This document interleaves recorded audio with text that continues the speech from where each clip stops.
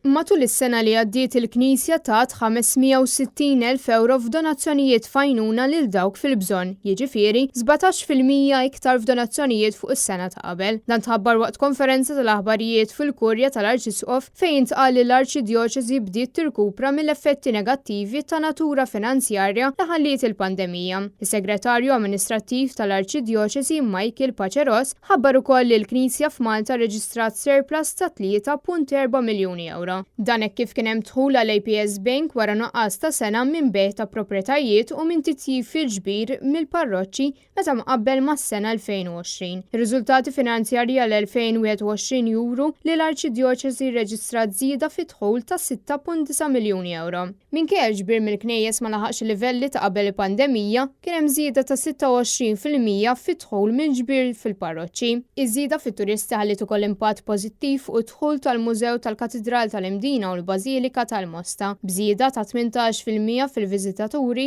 fil-Bażilika tal-Mosta fuq l-2020. Il-Kurja tal-Arċisqof irreġistrat telf ta' kważi 2 miljun euro għalkemm it-telf kien inqas mis-sena ta' qabel. Dan l-irkupru ġie notat fid-dawl ta' skemi ta' għajnuna li ngħatat il-Knisja matul l-2021 b'rabta mal-Covid.